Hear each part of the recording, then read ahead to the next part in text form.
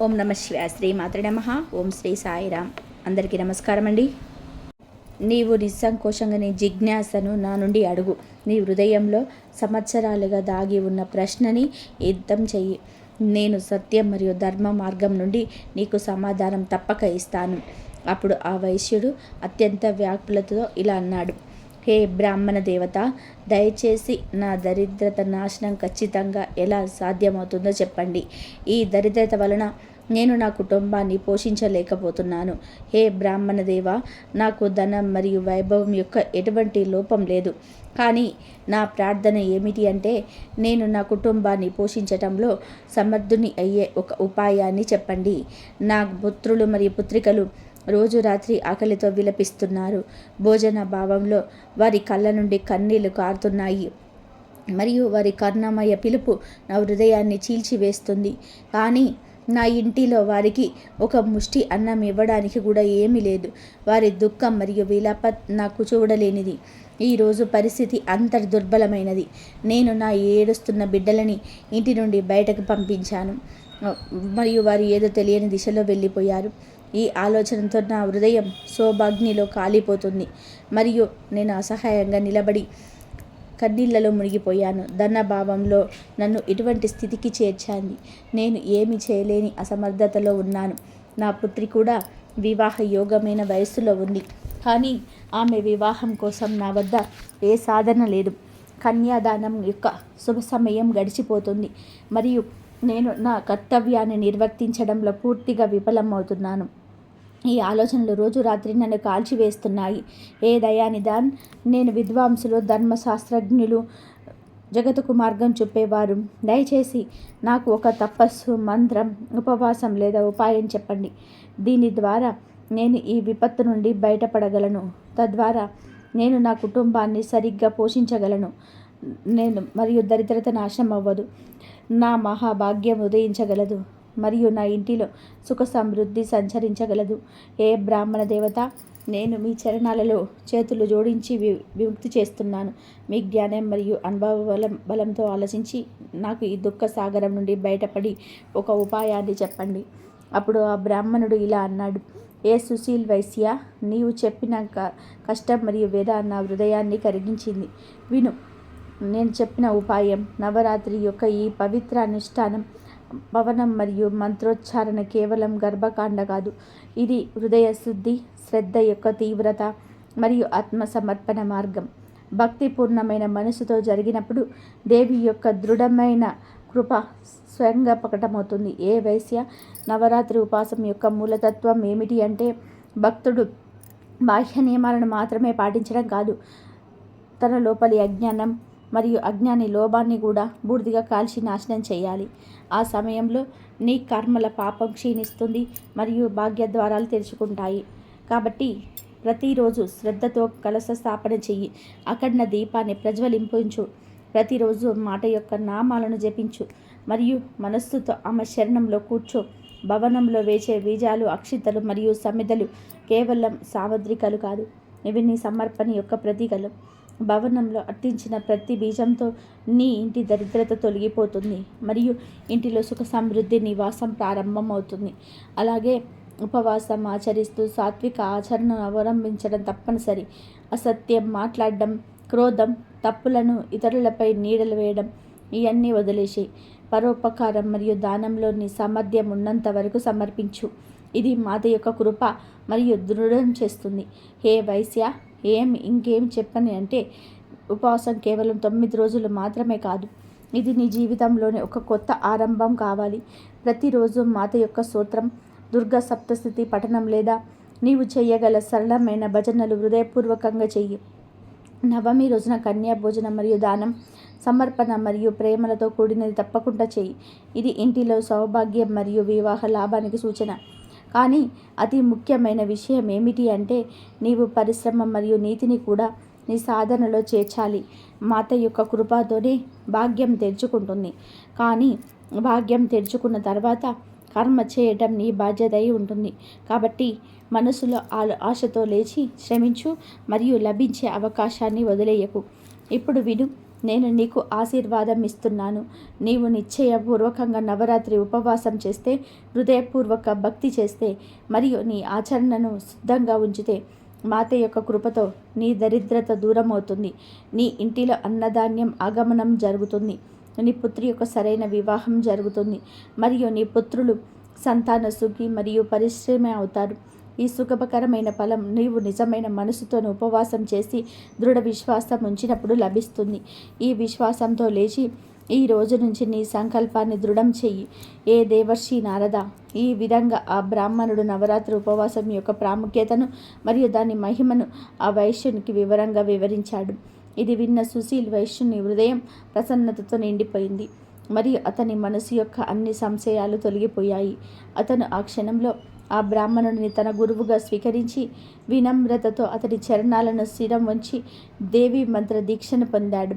ఆ తర్వాత ఆ వైశ్యుడు సంకల్పపూర్వకంగా నవరాత్రి రోజులు అత్యంత భక్తి మరియు శ్రద్ధతో దేవుని పూజించడం ప్రారంభించాడు. అతడు ప్రతిరోజు మంత్రజపం చేసేవాడు. పుష్పాలు, ధూపం, దీపం, నైవేద్యం మరియు హవనంతో భగవతిని ఆరాధించేవాడు. అతను తన ఆచరణను సాత్వికంగా చేసుకొని తన జీవితాన్ని భక్తి మార్గంలో నిమగ్నం చేశాడు. దరిద్రత, దుఃఖం మరియు క్లేశాల మధ్య అతన్ని ఎంతటి కూడా తన శ్రద్ధ విశ్వాసాన్ని కదలనివ్వలేదు. ఈ విధంగా నిరంతరం 9 సంవత్సరాల పాటు ఆ వైశ్యుడు నవరాత్రి రాత్రి అనుష్ఠానాన్ని ఆచరించాడు. గొప్ప నిష్ఠతో ఘటస్థాపన చేసేవాడు. అఖండ జ్యోతిని ప్రజ్వలించేవాడు మరియు 9 రోజుల పాటు మాత యొక్క 9 స్వరూపాలను పూజించేవాడు. అతడు తన పిల్లలు మరియు కుటుంబంతో కలిసి దేవి నామస్మరణ చేసేవాడు మరియు ఉపవాసం యొక్క శుద్ధతను పాటించేవాడు. ఆ తర్వాత 9వ సంవత్సరం నవరాత్రి వచ్చినప్పుడు అష్టమి తిథి యొక్క అర్ధరాత్రిలో ఒక అద్భుతమైన చమత్కారం జరిగింది. ఆకాశం నుంచి దివ్య ప్రకాశం ప్రకటమై ఆ ప్రకాశవంతమైన జ్యోతి నుంచి సాక్షాత్తు మహేశ్వరి ప్రత్యక్షమయ్యారు. ఆమె దర్శనంతో సంపూర్ణ వాతావరణం సుగంధమయం మరియు పవిత్రమైంది. 4 వైపుల నుంచి గంటల ధ్వని, శంఖనాదం మరియు దివ్య గ్రంథం వ్యాపించాయి. మాతా మహేశ్వరి కరుణామయ దృష్టితో ఆ వైశ్యుని వైపు చూసి మధుర స్వరంలో ఇలా అన్నారు: ఏ పుత్ర, నీ భక్తి మరియు పూజన నన్ను అత్యంత సంతోషపరిచింది. నీవు ఏ వరం కోరుకుంటావో నిస్సంకోచంగా కోరుకో. నీకు కావలసింది నేను నీకు తప్పక ఇస్తాను. సాక్షాత్తు మాత దుర్గను తన ఎదురుగా నిలబడి చూసిన ఆ వైశ్యుని శరీరం శ్రద్ధ మరియు భయంతో వణికిపోయింది. అతడి కళ్ళ నుంచి కన్నీళ్ల ద్వారా వహించింది. మాత దుర్గ యొక్క ఆ అద్భుతమైన మరియు దివ్య స్వరూపాన్ని ఛాయను చూసి అతడి హృదయం ఆనందం మరియు భక్తితో నిండిపోయింది. అతని రోమం ఉద్వేగంతో నిండిపోయి అతను హర్షంతో ఉత్సాహితుడై తన భావనను సంహరించలేకపోయాడు.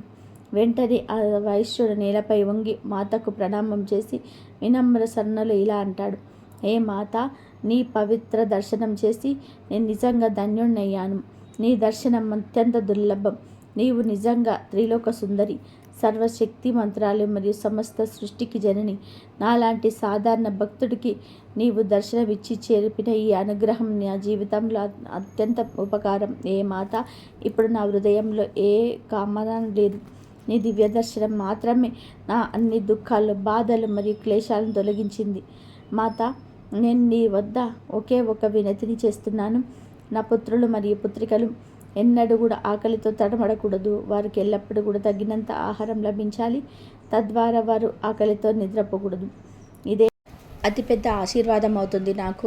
ఈ వినమ్రత మరియు వారి అసహాయ నిరాహత శృతిని చూసి మాతా దుర్గ యొక్క కరుణామయ ముఖంపై మధురమైన చిరస్థాయి వికసించింది. ఆమె ఇలా అన్నారు: ఏ పుత్ర, నీ నిజమైన భక్తి మరియు నీ కఠిన తపస్సుతో నేను అత్యంత సంతోషించాను.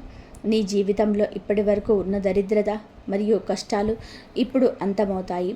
నీ ఇల్లు ధనధాన్యంతో నిండిపోతుంది మరియు నీ కుటుంబం యొక్క అన్ని దుఃఖాలు, చింతలు మరియు సమస్యలు సమాప్తమవుతాయి. నీ పిల్లలకు ఉజ్వల మరియు మంగళమైన భవిష్యత్తు లభిస్తుంది. నీ పుత్రి యొక్క వివాహం త్వరలో ఉత్తమ గుణాలు కలిగిన వరుడితో జరుగుతుంది మరియు ఆమె జీవితం సుఖమయంగా సాగుతుంది. నీ రాబోయే తరాలు కూడా సుఖం, శాంతి మరియు సమృద్ధితో నిండి ఎల్లప్పుడూ ఆనందమయ జీవితాన్ని గడుపుతాయి. ఇంత చెప్పి మాతా దుర్గ అంతర్ధానమైంది మరియు ఆమె అదృశ్యమైన వెంటనే సుశీల్ వైశ్యుని జీవితంలో ఒక దివ్య పరివర్తన జరిగింది. మాత స్వరూపం దృష్టి నుంచి మాయమైన క్షణంలో సుశీలి యొక్క చిన్న ఇంటిలో ఒక అద్భుతమైన ప్రకాశం వ్యాపించింది. ఆ ప్రకాశం అంతటి ప్రఖరమైనది మరియు దివ్యమైనది. దాని కిరణాలతో ఆశపాశ యొక్క వాతావరణం కూడా పవిత్రమైనది. ఆ క్షణంలో అతడి దరిద్రత, దుఃఖం మరియు దుఃఖాల యొక్క నల్లని నీడ ఎప్పటికీ కూడా సమాప్తమైనది. చూస్తుండగానే తన కుటుంబంతో నివసించే ఆ గుడిసె స్థానంలో ఒక విశాలమైన మరియు భవ్యమైన మహల్ నిలబడింది. ఆ మహల్ కేవలం ఎత్తైనది మరియు ఆరోగ్యతమైనది కాదు. దాని లోపల బంగారు ఆభరణాలు, అమూల్యమైన వనులు మరియు అసంఖ్యాక రత్నాల యొక్క అపార బండారం నిండిపోయింది. గోడల నుండి ద్వారాల వరకు ప్రతి ఒక్కటి వైభవం మరియు సమృద్ధి యొక్క ఆర్లోకతతో నిరజిల్లింది. సుశీలి యొక్క కళలో ఆశ్చర్యం మరియు కృతజ్ఞత యొక్క కన్నీళ్లు చిమ్మాయి. అతను వారం నీ అనుభవాన్ని అనుభవిస్తున్నాడు. మాతా దుర్గ కేవలం అతని మాత్రమే కాదు, అతని మొత్తం కుటుంబం యొక్క భాగ్యాన్ని మార్చివేసింది. అతని పిల్లలు ఒకప్పుడు ఆకలితో రోజులు గడిపిన వారు ఇప్పుడు తృప్తి మరియు ప్రసన్నతతో నిండిపోయారు. వారు ఇక ఎన్నటికీ ఏ లోటుకు చింతించాల్సిన అవసరం లేదు. సుశీలు వద్ద అందం ఉంది. అతను కేవలం తన కుటుంబాన్ని మాత్రమే కాదు, తన ఆశపాశం ఉన్న అవసరమైన వారికి కూడా సహాయం చేయడం ప్రారంభించాడు. అతడి కరుణ మరియు ఉదారతను చూసి ప్రజలు అతని గౌరవం మరియు ప్రేమ దృష్టితో చూడడం ప్రారంభించారు. కాలం గడిచింది. ఆ రోజు కూడా వచ్చింది. సుశీల్ యొక్క పుత్రి వివాహం జరిగింది. ఈ వివాహం కేవలం ధూమ్ధామ్తో సంబంధమైంది కాదు. నగర గ్రామ ప్రజలు కూడా ఈ వివాహం చూసి విస్మయం చెందారు. సుశీల్ కన్యను గొప్పగా గౌరవం మరియు ఆదరణతో వీడ్కోలు చేశాడు మరియు ప్రజల హృదయాలలో అతని పేరు మొత్తం అంకితమైంది. ధనం, వైభవం మరియు ఐశ్వర్యం పొందిన తర్వాత కూడా సుశీల్ యొక్క హృదయం ఎన్నటికీ కూడా అహంకారం లేదా అహంభావంతో తాకబడలేదు. అతడి మునుపటిలాగానే పవిత్రంగా ఉన్నాడు మరియు రోజు రోజుకు మాతా దుర్గ యొక్క పూజా భక్తి శుద్ధి చేస్తున్నాడు. అతడి తన జీవితంలోని ప్రతి శుభానికి కేవలం మాతా దుర్గ చరణాలకే గణితమాయించాడు. అతడి కుటుంబం కూడా మాత యొక్క పట్ల పూర్తి భక్తి సమర్పణలో నిండిపోయింది. అందరూ కలిసి నిత్యం పూజార్చన చేసేవారు మరియు మాత యొక్క ఆశీర్వాదంతో సుఖం, శాంతి మరియు సమృద్ధి యొక్క ఆనందాన్ని అనుభవించేవారు. ఇప్పుడు భగవాన్ శివుడులా అన్నారు, హే దేవర్షి, ఈ విధంగా నేను నీకు నవరాత్రి ఉపవాసం యొక్క మహాకథను వినిపించాను. ఈ పవిత్ర కథను వినడం మాత్రమే నవరాత్రి ఉపవాసం యొక్క సంపూర్ణ ఫలాన్ని పొందేలా చేస్తుంది మరియు ఉపవాసం సఫలమవుతుంది. 9 రోజుల పాటు ఉపవాసం చేయడంలో అసమర్థులైన వారికి 3 రోజుల ఉపవాసం కూడా ఎంతో ఉత్తమ ఫలాన్ని అందించబడింది. కేవలం భక్తి భావంతో సప్తమి, అష్టమి మరియు నవమి ఈ 3 రాత్రులలో దేవిని భక్తిపూర్వకంగా పూజించడం ద్వారా సమస్త ఫలం లభించడం సులభమవుతుంది. నవరాత్రిలో పూజనం, ఆహనం, కుమారి పూజనం మరియు బ్రాహ్మణ భోజనం ఉపవాసం పూర్తి చేయబడుతుంది. ఈ భూలోకంలో ఎన్ని రకాల ఉపవాసాల దానాలు ప్రచలితంలో ఉన్నాయో వాటిలో ఏ ఒక్కటి కూడా ఈ నవరాత్రి ఉపవాసంతో సమానమైన ఫలదాయకం కాదు. ఈ ఉపవాసం ధనధాన్యం ఇచ్చేది, సుఖం, సంతానం యొక్క వృద్ధి చేసేది, దీర్ఘాయుషు మరియు ఆరోగ్యాన్ని అందించేది మరియు అంతిమంగా స్వర్గం మరియు మోక్ష మార్గాన్ని శుభం చేసేది. మానవుడు విద్య, ధనం మరియు పుత్రులు ఈ 3 ఏదైనా కామన చేస్తే అతని ఈ సౌభాగ్యదాయక మరియు కళ్యాణకార ఉపవాసాన్ని విధిపూర్వకంగా ఆచరించాలి. ఈ ఉపవాసాన్ని అనుష్ఠానం ద్వారా విద్య కామన చేసేవారు మానవుడు సమస్త విద్యల అధికారి అవుతాడు. మరి రాజ్యం నుంచి మంచితడైన రాజు తిరిగి తన రాజ్యాన్ని పొందుతాడు. మునుపటి జన్మలో ఈ ఉత్తమ ఉపవాసాన్ని ఆచరించని వారు ఈ జన్మలో రోగగ్రస్తులు, దరిద్రులు మరియు సంతానరహితులు అవుతారు. ఒక స్త్రీ బంధ, విధవ లేదా ధనరహితురాలైతే ఆమె మునుపటి జన్మలో ఈ ఉపవాసాన్ని ఆచరించలేదని అర్థం చేసుకోవాలి. ఏ దేవర్షి ప్రపంచంలో దుఃఖం మరియు సంతాపం నాశనం చేసే సిద్ధులనిచ్చే జగత్తు యొక్క శ్రేష్టమైన, శాశ్వతమైన మరియు కళ్యాణ స్వరూపిణి భగవంతుని ఆరాధించిన మానవుడు ఈ భూతలంపై ఎన్నో రకాల కష్టాలతో బాధపడతాడు. అతడు దరిద్రత, రోగం, క్లేశం మరియు శత్రువుల బారి నుండి ఎన్నటికీ విముక్తి పొందలేడు. ఏ దేవర్షి, ఇప్పుడు నేను నీకు ఈ ఉపవాసంతో సంబంధించిన నియమాలను చెప్పబోతున్నాను. దీన్ని శ్రద్ధగా విను. నవరాత్రి ఉపవాసం అప్పుడే పూర్తి ఫలదాయకం అవుతుంది. మానవుడు దృఢ నిశ్చయంతో మరియు శుద్ధ హృదయంతో దీని సంకల్పం చేస్తాడు. ఈ సంకల్పమే ఆధ్యాత్మిక యాత్ర యొక్క మొదటి సోపానం. ఇది సాధకుని మాతా దుర్గ యొక్క కృప వరకు తీసుకెళ్తుంది. ఇది ఒక వ్రతి మాతా దుర్గ యొక్క ఆరాధనకు ఉపవాసం సంకల్పం చేసినప్పుడు అతను తన శరీరాన్ని మరియు మనసును శుద్ధంగా ఉంచాలి. శుద్ధత కేవలం బాహ్యమైనది కాదు, మనసు యొక్క ఆంతరిక పవిత్రత కూడా అంతే ముఖ్యం. ఈ కారణంగా ఉపవాసం యొక్క ఆరంభం సంకల్పంతో జరుగుతుంది. దీనిలో వ్రతి స్వయంగా దేవీమాత యొక్క చరణాలను పూర్తిగా అలపించుకుంటాడు. ఉపవాసం సమయంలో భోజనం యొక్క ప్రత్యేకత శ్రద్ధ తీసుకోవాలి. పవిత్రమైన మరియు ఎటువంటి తామసికత లేని అన్నం మాత్రమే గ్రహించాలి. ఒకవేళ ఎవరైనా 9 రోజుల పాటు పూర్తి ఉపవాసం చేయగలిగితే ఇది శ్రేష్టంగా పరిగణించబడుతుంది. కానీ శారీరక కారణాల వల్ల ఇది సాధ్యం కాకపోతే ఫలాహారం లేదా ఒకసారి సాత్విక భోజనం కూడా స్వీకార్యం. భోజనంలో ఉల్లిపాయ, వెల్లుల్లి మరియు మాంసాహారాన్ని త్యజించడం తప్పనిసరి. ఎందుకంటే సమయమంతా జీవంతం గడపడం ఒక నిజమైన ఉపవాసం యొక్క భాగం. దేవి దుర్గా యొక్క ఆరాధన కేవలం ధూపం, దీపం మరియు పుష్పాలను అర్పించడం వల్ల పూర్తి కాదు. దానికి హృదయం నుండి ఉద్భవించే నిజమైన భక్తి అత్యంత అవసరం. దేవికి ఎర్ర పుష్పాలు అత్యంత ప్రీతికరం. అందువల్ల అమ్మ పూజలు ఎర్ర పుష్పాలను అర్పించడం ఉత్తమంగా పరిగణించబడుతుంది. కానీ ఇంతకంటే ముఖ్యమైనది మనసు యొక్క పూర్తి సమర్పణ. ప్రతి తమ పూజ సమయంలో తన దేవి యొక్క 9 స్వరూపాలలో ప్రతి రూపంపై కేంద్రీకరించాలి మరియు ప్రతిరోజు కూడా వేర్వేరు రూపాల్లో ఉపాసన మరియు ధ్యానం చేయాలి. పూజతో పాటు దేవి యొక్క మహిమను గానం చేయడం, ఆమె కథలను శ్రవణం చేయడం మరియు శ్రవణం చేయించడం కూడా అత్యంత శుభఫలదాయకం. ఏ నారద, ఈ పవిత్ర రోజులో సాధకుడు క్రోధం, లోపం, మోహం మరియు ద్వేషం నుండి దూరంగా ఉండాలి. ఈ సమయం ఆత్మనియంత్రణ మరియు సాధన యొక్క సమయం. సత్యం, అహింస మరియు సమయ నియమాలను పాటించాలి.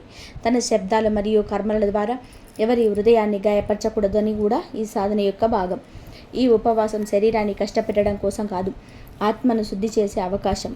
జితనేనుతో తన హృదయంతో మనసు నిర్మలంగా ఉంచితే అంతే ఎక్కువగా మాత దుర్గ యొక్క కృప నీపై కురుస్తుంది. ధ్యానం మరియు కూడా ఈ ఉపవాసం యొక్క అత్యంత ముఖ్యమైన భాగం. మాత యొక్క మంత్రాలను జపించు మరియు ఆమె స్వరూపం యొక్క ధ్యానం చెయ్యి. నీవు ఓం దుర్గాయే నమః అనే మంత్రాన్ని జపించినప్పుడు నీ లోపల శక్తి మరియు సాహసం సంచరిస్తాయి. ధ్యానంలో కూర్చుని మాత యొక్క దివ్య స్వరూపం యొక్క చింతన చేయడం ద్వారా నీ లోపల నకారాత్మక దూరం అవుతుంది మరియు శాంతి యొక్క అనుభవం లభిస్తుంది. నవరాత్రి యొక్క చివరి రోజులు వచ్చినప్పుడు కన్యల పూజనం విశేషణ ప్రాముఖ్యతను కలిగి ఉంటుంది. కన్యలు స్వయంగా దేవి యొక్క రూపంగా పరిగణించబడతారు. అందువలన 9 కన్యలను ఆహ్వానించి వారి చరణాలను కడిగి వారి గౌరవపూర్వకంగా భోజనం చేయించి ఆశీర్వాదం తీసుకోవడం అత్యంత శుభంగా పరిగణించబడుతుంది. ఈ పూజనం సాధనం పూర్తి వైపు తీసుకెళ్తుంది. ఏ నారద, ఈ ఉపవాస సమయంలో మాంసం, మద్యం మరియు తామసిక వస్త్రాల నుంచి దూరంగా ఉండాలి. పూర్తిగా సాత్విక జీవితం గడపాలి. తద్వారా అతని సాధనలో ఎటువంటి ఆటంకం రాకూడదు. ఈ 9 రోజులు కేవలం తపస్సు రోజులు కాదు, ఆత్మిక జాగృతి మరియు ఆత్మశుద్ధి యొక్క రోజులు. భగవాన్ శివుడు నవరాత్రి ఉపవాసం యొక్క మహత్వాన్ని వివరిస్తూ ఇలా అన్నాడు: ఈ ఉపవాసం కేవలం సాంసారిక ఇచ్చిన పూర్తిగా కాదు, ఆత్మ యొక్క ఉన్నతి కోసం. శ్రద్ధ మరియు భక్తితో ఈ ఉపవాసాన్ని ఆచరించే వ్యక్తి మాతా దుర్గ యొక్క కృపతో సమస్త కష్టాల నుంచి విముక్తి పొందుతాడు మరియు అతని అన్ని కామనలు పూర్తవుతాయి. కాబట్టి హే నారద, ఈ ఉపవాస సంకల్పం చేసే ఎవరైనా తమ శరీరం, మనస్సు మరియు ఆత్మ యొక్క పూర్తి పవిత్రతతో సాధన చేయాలి. ఈ విధంగా భగవాన్ శివుడు నీకు నవరాత్రి ఉపవాసం యొక్క మహత్వాన్ని మరియు దాని కథను వినిపించాడు. ఇప్పుడు నవరాత్రిలో లభించే సంకేతాల గురించి విను. ఒకవేళ ఉపవాసం రోజులలో నీకు మాతా దుర్గ యొక్క ప్రతిమ నీ వైపు చూస్తూ నవ్వుతున్నట్లు, లేదా ఆమె పెదవులు కదులుతున్నట్లు, లేదా అకస్మాత్తుగా మాతా దుర్గ నీ వైపు నేరుగా చూస్తున్నట్టుగా అనిపిస్తే ఇది అత్యంత శుభ సంకేతంగా భావించు మరియు మాతా దుర్గ నీపై సంతోషించిందని అర్థం. ఒక భక్తుడు మాత యొక్క చరణాలలో తన నీడను వంచినప్పుడు ఆ సమయంలో అకస్మాత్తుగా ఒక పుష్పం అతడిపై పడితే ఇది మాత అతడితో భక్తితో సంతోషించిందని మరియు అతనికి ఏదో ఒక మనోకామన తప్పక పూర్తవుతుందని సూచన. రెండవ సంకేతం ఏమిటి అంటే, నవరాత్రి రోజులలో నీ ఇంటి ద్వారం వద్ద ఒక చిన్న కన్య ఎరుపు వస్త్రాలు ధరించి వస్తే మరియు ఆమెను చూసినప్పుడు నీ హృదయంలో ఆనందం మరియు ప్రసన్నత సంచరిస్తే ఇది అత్యంత శుభ సంకేతంగా భావించు. ఆ కన్యను ఏదో ఒక వస్తువుతో తప్పకుండా గౌరవించాలి, ఎందుకంటే ఇది సాక్షాత్తు మాతా దుర్గా ఆ కన్య రూపంలో నీకు సంకేతం ఇస్తుంది. అదేవిధంగా నవరాత్రి సమయంలో నీ స్వప్నంలో ఒక చిన్న కన్య వారం నవ్వుతూ కనిపిస్తే ఇది కూడా మాత నీ భక్తితో సంతోషించిందని మరియు నీ జీవితంలో నుండి దుఃఖం మరియు అసమత సమయం అంతరించబోతుందని సూచన. మూడవ సంకేతం ఏమిటి అంటే ఒక భక్తుడు స్వప్నంలో మాత యొక్క పాదముద్రలను చూస్తాడు. అతడు ఆ పాదముద్రలను అనుసరిస్తే కానీ మాతా దుర్గ యొక్క స్వరూపం అతడికి ఎక్కడా కనిపించకపోతే మరియు అతడు ఇటువంటి మాతను వెతుకుతూ తిరిగితే ఇది కూడా అత్యంత శుభ సంకేతంగా పరిగణించబడుతుంది. దీని అర్థం దీని జీవితంలోని సమస్త కష్టాలు మరియు రోగ దుఃఖాలు సమాప్తమవుతాయి మరియు ఇంట్లో ఎవరైనా అనారోగ్యంతో ఉంటే అతడు పూర్తిగా స్వస్థత పొందుతాడు. నాలుగవ సంకేతం ఏమిటి అంటే ఒక భక్తుడు ఆరతి లేదా ఆరాధనలో పూర్తిగా లీనమైనప్పుడు అకస్మాత్తుగా అతని కళ్ళ నుండి కన్నీరు కారడం ప్రారంభమవుతాయి. మనసులో ఒక వింత భాగం ఉద్భవిస్తుంది. దాన్ని అతను అర్థం చేసుకోలేకపోతాడు. అది మాత యొక్క సంకేతం. దీని అర్థం మాత దుర్గ నీ హృదయంలో ప్రవేశించింది మరియు ఇప్పుడు నీ ఏ మనోకామన అదూర్యం ఉండదు. ఐదవ సంకేతం ఏమిటి అంటే నవరాత్రిలో మాతా దుర్గకు ప్రీతికరమైన వస్తువులు నీ వద్దకు వారం వారం రావడం ప్రారంభమవుతే, ఉదాహరణకి మాత యొక్క శృంగార సామాగ్రి, ఎరుపు పుష్పాలు, మాత యొక్క ఎరుపు చున్నీ లేదా ఇతర పూజ సామాగ్రి, ఇది కూడా మాత నీపై సంతోషించిందని మరియు నీకు త్వరలో ఆమె ఆశీర్వాదం యొక్క లాభం లభించబోతుందని సూచన. ఈ విధంగా భగవాన్ శివుడు నీకు నవరాత్రి ఉపవాసం యొక్క మహత్వాన్ని వినిపించాడు. ఈ కథ కేవలం కథ మాత్రమే కాదు, మాతా దుర్గ యొక్క కృప యొక్క ప్రత్యక్ష అనుభవాల వర్ణన. దీన్ని శ్రద్ధ మరియు విశ్వాసంతో విని ఎవరైనా అతని జీవితం నుంచి అంధకారం దూరమవుతుంది మరియు ప్రకాశం సంచరిస్తుంది. స్నేహితులారా, ఈ విధంగా భగవాన్ శివుడు నారదజీకి నవరాత్రుల ఉపవాసం యొక్క గురించి వినిపించాడు. మీ కథ మీకు ఎలా అనిపించిందో కామెంట్ చేసి చెప్పండి. సమాచారం బాగుంటే మీకు వీడియో లైక్ చేయడం మర్చిపోకండి మరియు కామెంట్లో జై మాతా దుర్గా అని తప్పక రాయండి. అలాగే ఛానల్ని సబ్స్క్రైబ్ చేయండి. ఈ వీడియో కనుక మీకు నచ్చినట్లయితే ప్లీజ్ లైక్ చేయండి, షేర్ చేయండి, సబ్స్క్రైబ్ చేయండి. మరొక మంచి వీడియోతోటి మళ్ళీ కలుద్దాం. ఇంతవరకు చూసినందుకు ధన్యవాదాలు.